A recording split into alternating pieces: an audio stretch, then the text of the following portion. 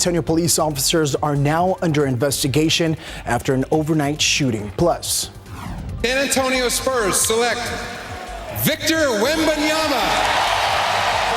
Wemby is coming to San Antonio, and we're there waiting for him to arrive. RJ Marquez joining us in a few minutes from the airport. Will tell you when he will land.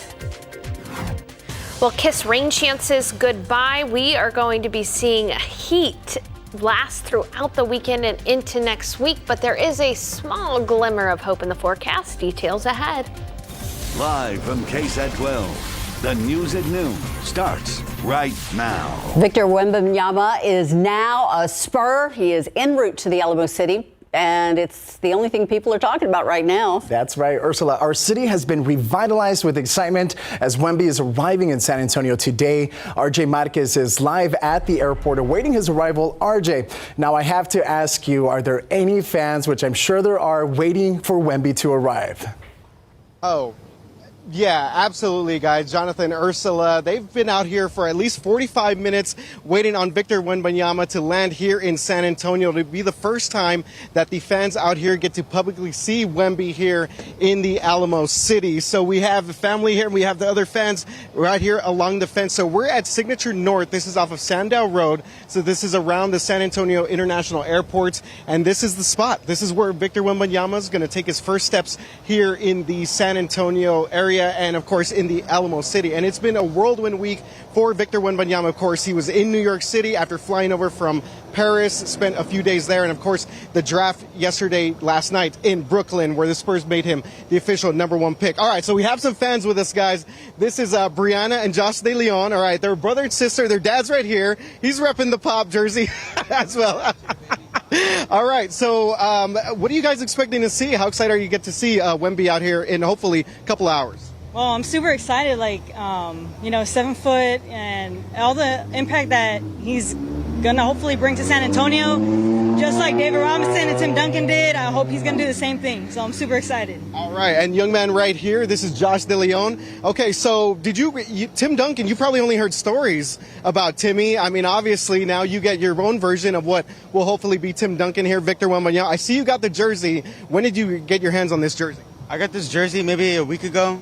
I was very excited to see it because it's been a while since we got a first-round draft pick, and hopefully he can bring on what Tim Duncan and David Robinson did.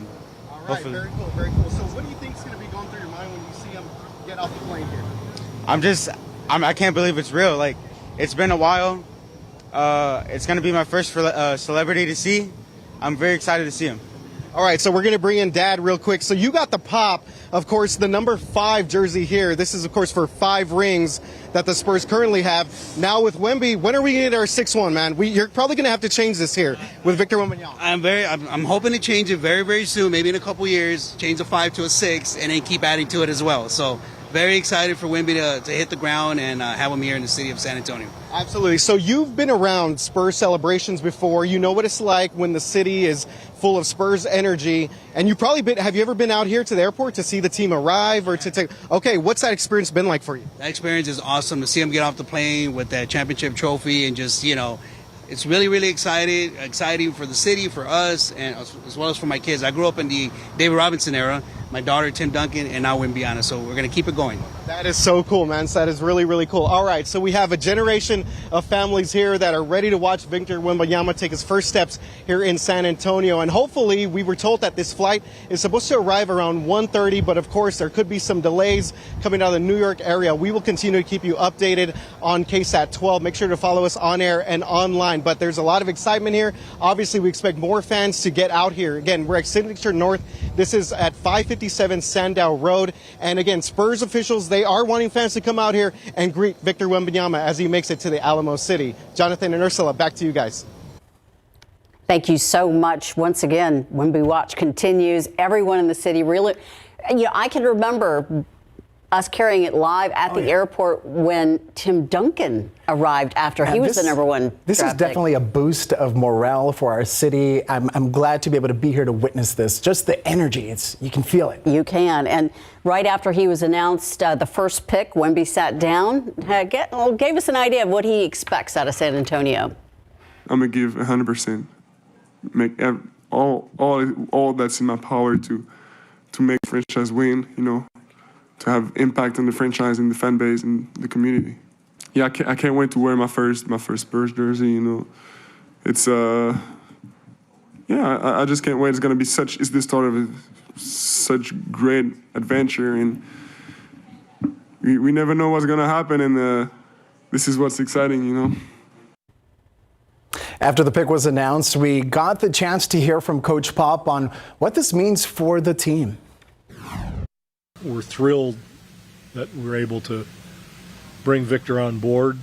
He's obviously a heck of a talent, a very mature young man. More than O's and X's to begin with, we'll be most interested in setting a framework and an environment where he's comfortable, where he can be Victor. He's not LeBron or Tim or Kobe or anybody else. He's Victor, and that's who we want him to be. Come on, Pop, you could at least crack a smile. Come on. Okay, so here are the Spurs picks from last night. Of course, number one was Wembanyama. In the second round, we drafted Leonard Miller, but we traded him to the Timberwolves and took Sidi Sissoko for the 44th pick. 3 San Antonio police officers who opened fire on a woman at her home overnight now the suspects of an internal investigation. And according to the police chief, the officer shot and killed a woman during a disturbance at her home. As Katrina Weber reports, some of the neighbors are wondering how things there went so wrong. This is the calm after a storm that included bullets raining down on a 46-year-old woman. San Antonio police officers fired those shots around 2 this morning when a disturbance at the Rosemont at Miller's Pond Apartments got out of hand. She did something that threatened the officers, and the officers fired at that point. I don't know what it was. Chief William McManus, speaking soon after the shooting, said the investigation into what happened here in the 6200 block of Old Pearsall Road was just beginning. He says firefighters had found the woman destroying a fire alarm inside her home. Fire department backed off. Police showed up. The disturbance continued. McManus could not say right away whether she had a weapon, but he says 3 officers fired theirs, killing her. And you heard what? Nothing. I was asleep. Ruben Veloz lives right next door, but didn't notice anything until he headed out to work. And I just looked over, and then I don't know if you just saw me. I looked over, and I saw windows broken, and I was just like, okay, what's going on? I also spoke to another neighbor who did hear the commotion, including several gunshots. And she told me a fire alarm ringing all night kept her awake. Still, both neighbors say the shooting has them scratching their heads. I don't know, the whole story or what happened or, but to me, she was always nice, but I don't know about to everybody else. McManus says he's counting on the officers and their body cameras to provide some answers. Katrina Weber, KSAT 12 News. New at noon, the Texas Department of Motor Vehicles posting online that all DMV systems are down. This affects all online and in-person vehicle-related services, including county tax offices and other registration renewal locations like grocery stores. There's usually a line at the tax office. It's going to be even longer today. We're going to let you know when these systems come back up. Still ahead, the fashion statement of the hour in San Antonio. Hard to come by, where you can get your Spurs Wemby jersey today. All right, and a tree comes crashing down onto a Houston home. What the homeowner did to save his family from getting in that tree's way. And after the break, see how some Spurs fans celebrated the Spurs #1 draft pick.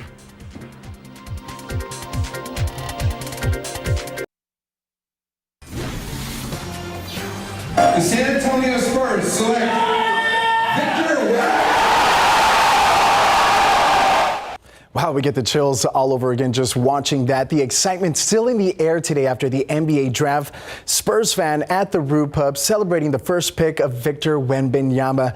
Now that the wait for Wemby is over, the draft has left the entire city feeling revitalized, to say the least. The crowd at the Brew Pub knew what was coming and still erupted just by hearing the name of the San Antonio Spurs' third #1 overall pick in franchise history. San Antonio's back. We're back in the national spotlight. There's a reason to watch San Antonio now.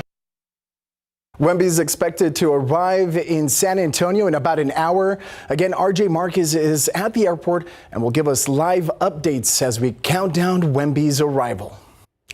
And now that Wemby is a Spur, you need the merch that goes with this historic moment, right? Well, in fact, as soon as the draft was official, there was a mad dash to get the new NBA licensed Wemby jerseys. At the AT&T Center last night, fans were lined up outside the pro shop to get that jersey. And it did take a while because thousands of fans stood in line for hours to try to get one of these. No fear, though. Spurs officials say that they've been stocking up for the draft night, the moment that the team won the lottery a month ago.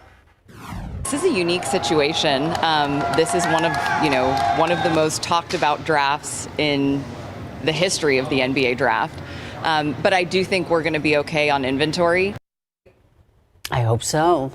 And with Wemby Mania just starting in San Antonio, they say they're going to meet the demand. We'll see. Never seen anything like this, but I've also never experienced the love of a fan base like Spurs fans have for their team.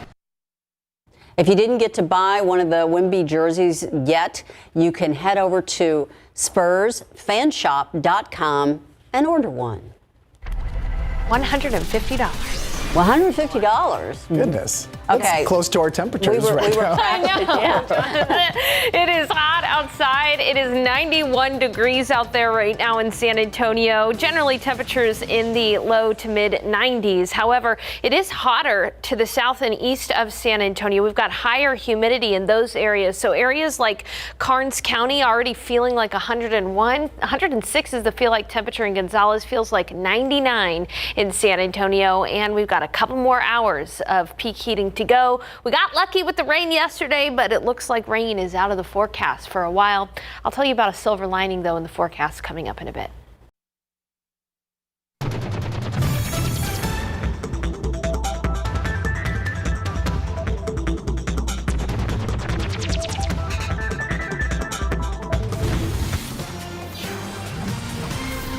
An East Texas food bank is seeing a surge in need after storms battered the area. Storms over the past week have continued to batter parts of Northeast Texas. Many people losing power for more than 5 days, and all the food they had that was perishable went bad. And I just bought groceries like, a couple days before this. I'm on fixed income, and it's like, down my budget's shot. The East Texas Food Bank showed up a week earlier than they were supposed to help out. They brought enough for 350 families and stayed until it was all gone. And a case in point, as Jonathan was just saying, hundreds of thousands of Texans lost power when that severe thunderstorm, line of them really, rolled through the Lone Star State. But one family in the suburb of Houston considers itself lucky to be alive because a massive tree crashed through the middle of their house. Take a look. The homeowner, who wants to remain anonymous, shared his story of the terrifying moment. He says he was in the backyard when he noticed the storms rolling in, and he had a gut feeling that told him to move his family to the back of the house.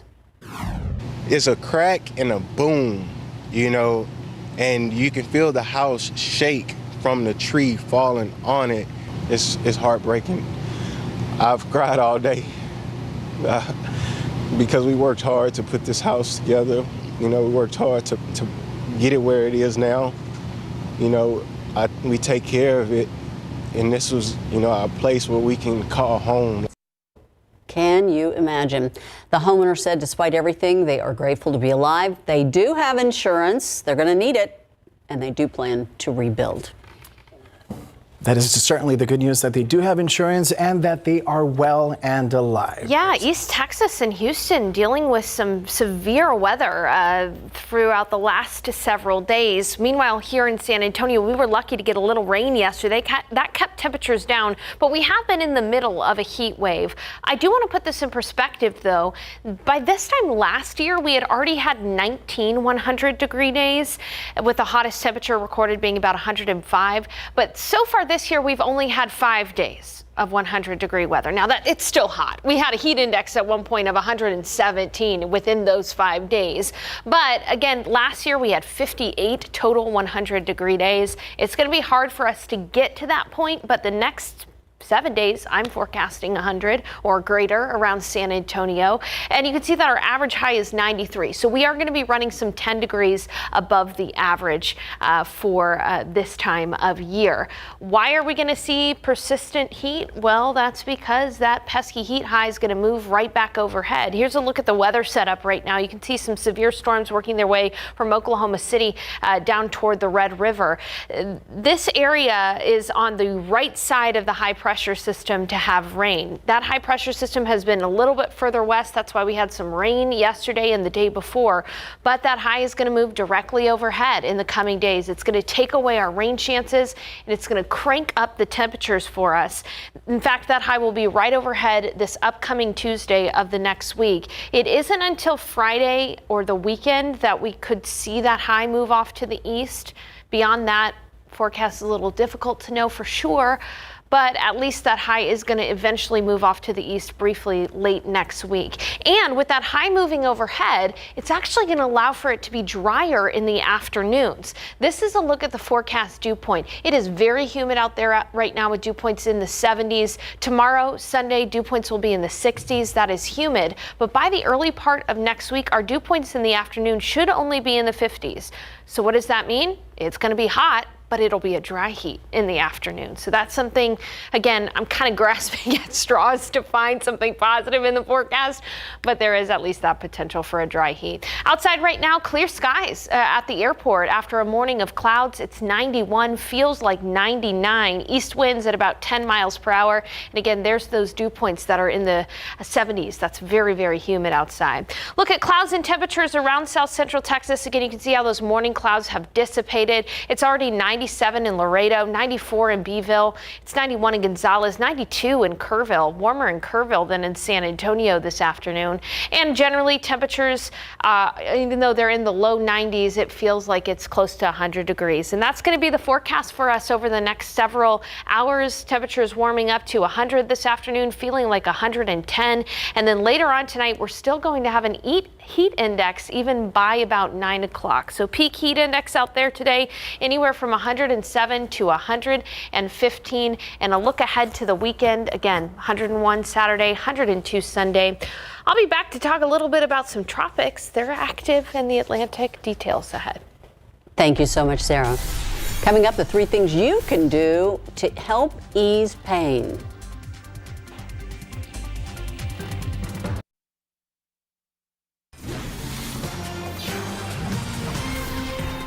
Millions of Americans suffer chronic pain. It can have a huge impact on the quality of life, careers, and even mental health. Absolutely. Mandy Gaither with more on how a chiropractor has 3 simple ways they ease aches and pains.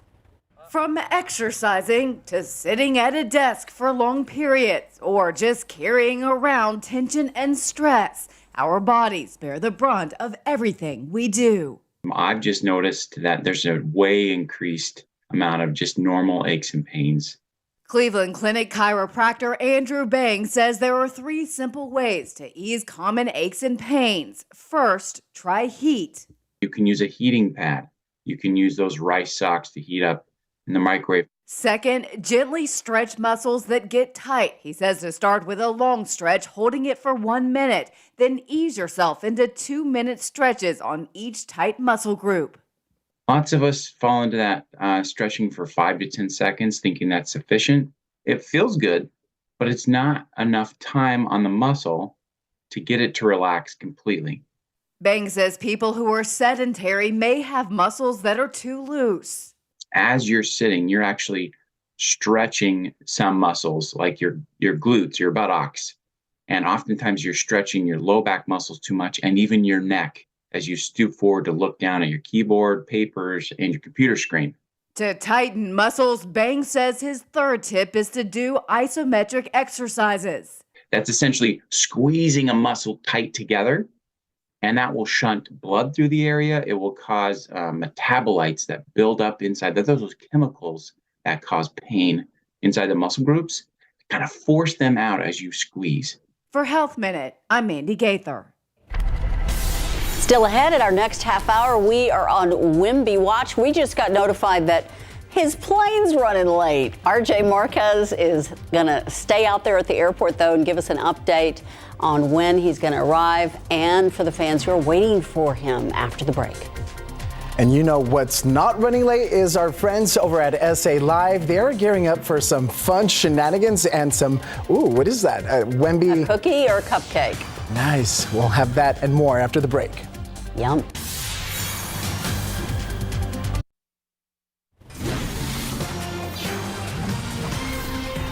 So just like the rest of the city, we are on Wemby watch at the San Antonio International Airport.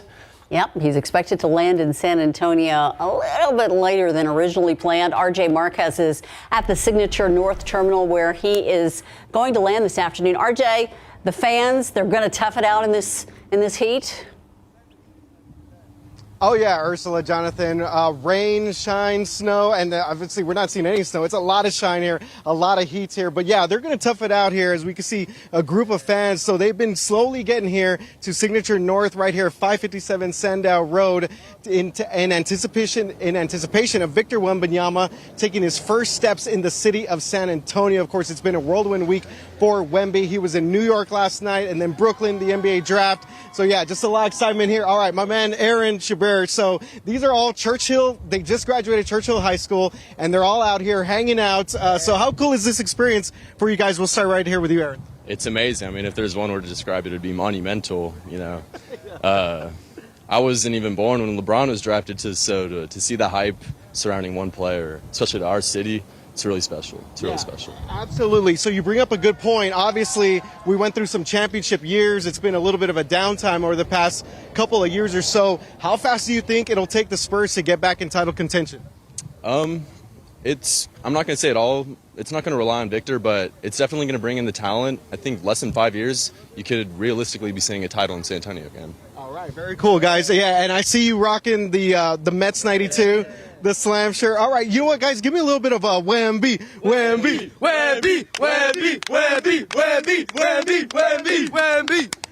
All right, guys. Yeah, absolutely. All right, guys, a lot of excitement out here. And you guys mentioned off the top. So initially, Victor Wembanyama was scheduled to arrive here at around 1:30. It's going to be closer to 3 o'clock. So if you guys are watching this right now on KSAT12, you still have time to make it out here. We can see that the crowd is starting to fill up a little bit here. Again, Signature North at the San Antonio International Airport, 557 Sandow Road. Guys, it's going to be a lot of fun here. I'm really excited to see Victor Wembanyama take his first steps here in the city of San Antonio. Back to you guys.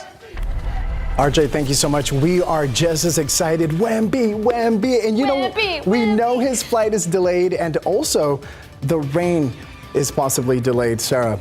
Yes, we're not. Maybe for the rest of the summer. We're not going to see any rain for the next few days, so we know that at least locally the weather delays is not to blame for Wemby's arrival. Here's a look at the airport where it's nice and sunny outside right now. 91 degrees, heat index value up to 100 out there at the moment. And a quick check of the pollen count. We've got molds moderate, pigweed is low. Molds are down from yesterday. They were high after that little bit of rain that we got. As for the aquifer is down 0.3 of a foot over the past 24 hours. Still stage 2 water restrictions.